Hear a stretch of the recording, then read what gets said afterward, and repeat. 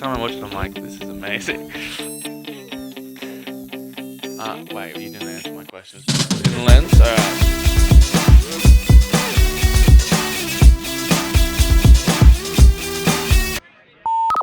junk0!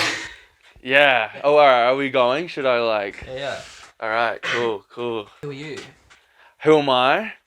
I'm junk0. I'm 17. Making music in my bedroom for 2 years now actually. Oh I know, even maybe 3. Like I think it's coming up. Yeah, I mix, I produce, I record everything myself. Guess I had to risk it all just to take it to the back room. Guess it's my damn fault, I got attached to you, crawling back to you. If I had a chance, would I take it with my back and shoes on? I feel like I've always had the idea that like good music will always be heard. A lot of things go into that, like you know, the genre, like what audience is this catching, you know, and I've kind of built that up over the years. I feel growing a little bit of a fan base or whatever you can call it. All of this guarantee, no sympathy, shame on my knees, yeah. You came downtown for me. If you're doing anything different, like are you evolving the scene at all? Like are you evolving like the way people listen to it? And also, yeah, I think I have my writing and storytelling, you know, comes back into the song and Backroom, and I think people can really resonate it even like after listening to it for the first few times.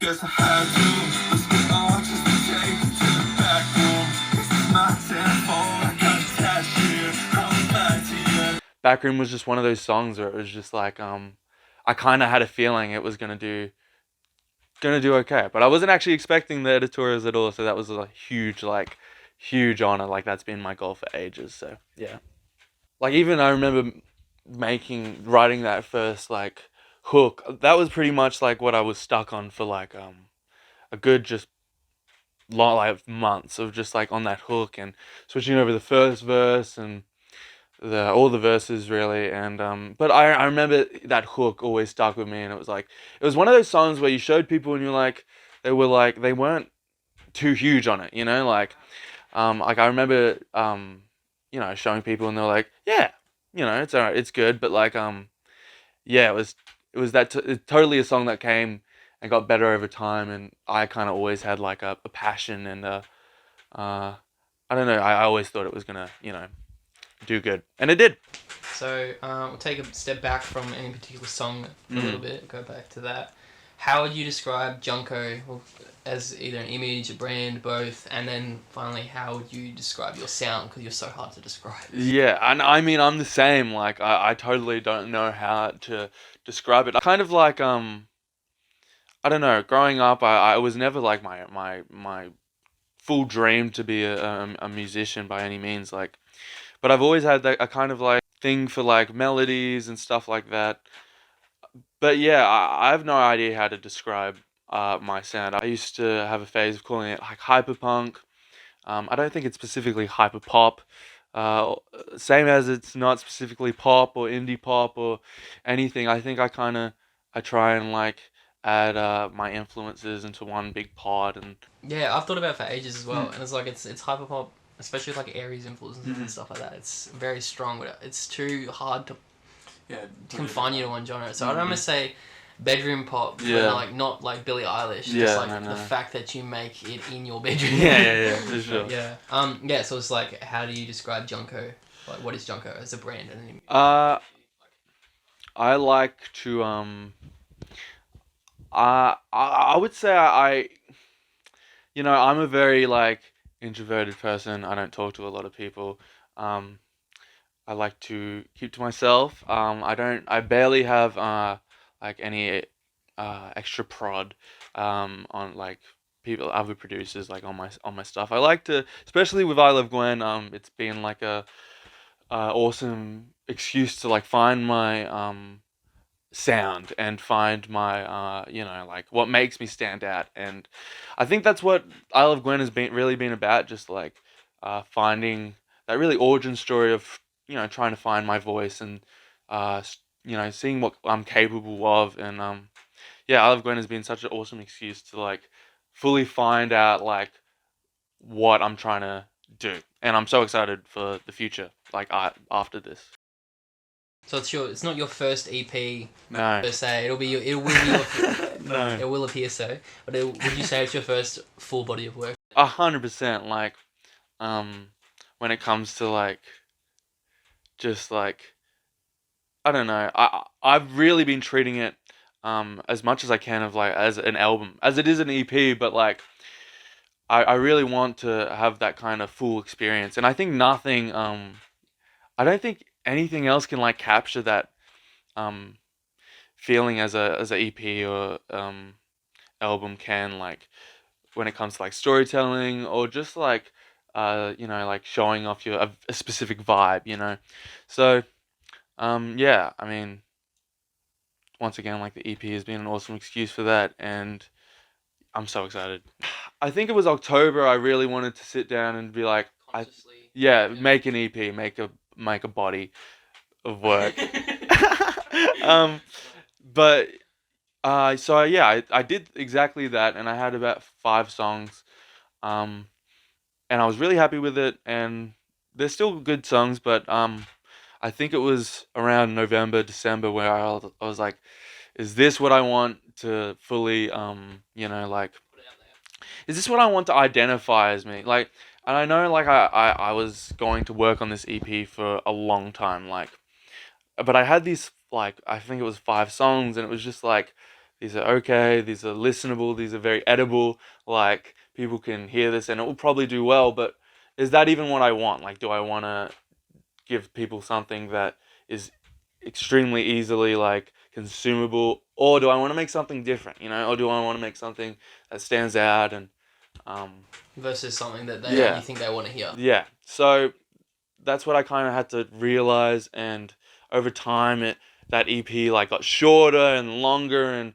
I'll put all these new tracks on to get rid of that dead space of what felt like a bad, like, or not a bad EP but easily consumable, to the point where it was just like all those songs went away. And I think it was when I made Parted Hair where it was like, I think this is the start of something awesome. I wrote lyrics, but I haven't recorded them yet, but this fucking beat is a banger.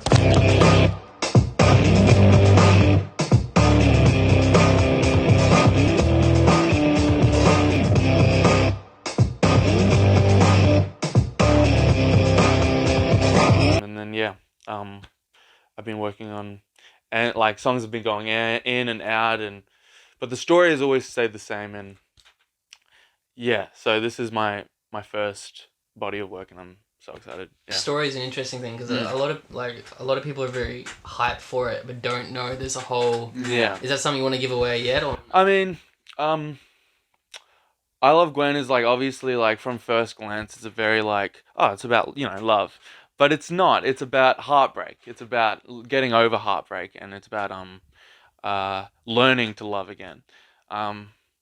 So I won't say too much. I want people to be able to listen to it front to back and kind of perceive it however you like.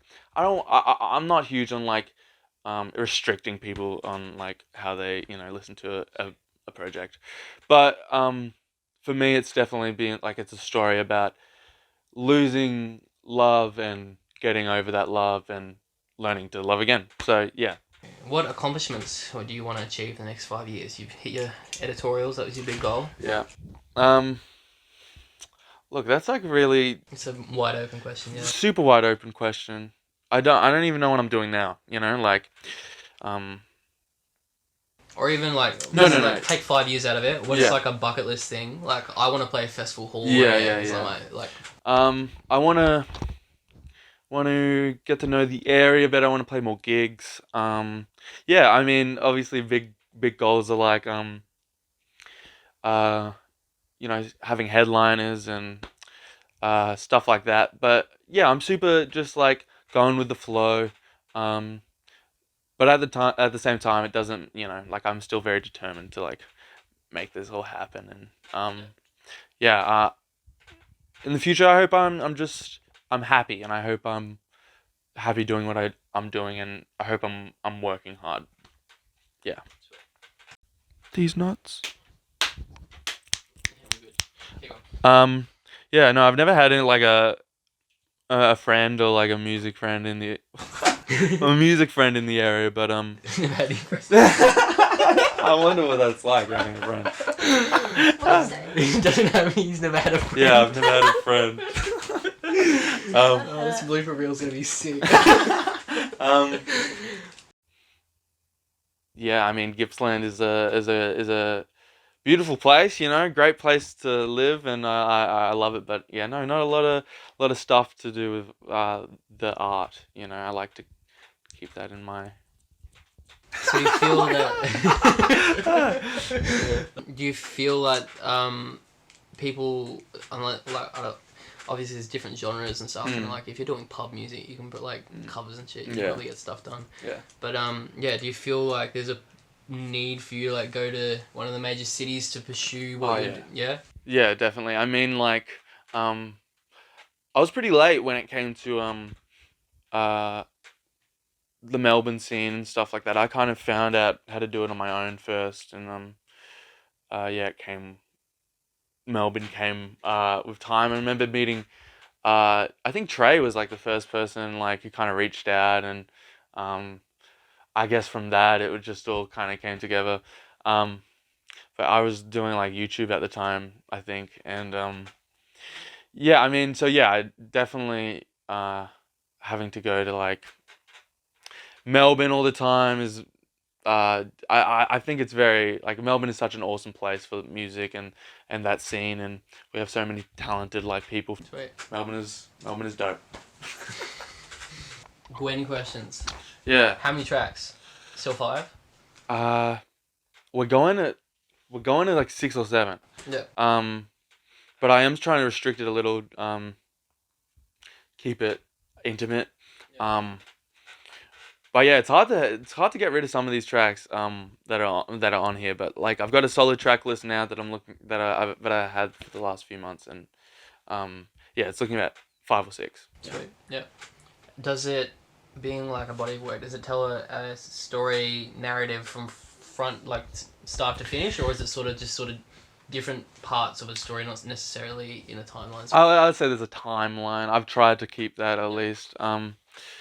Yeah, it starts off with like, you know, your heartbreak, and it ends very hopefully, like you're very I wanted to end it very hopeful, and yeah, I Love Gwen is sad as fuck. Like it's not a happy project.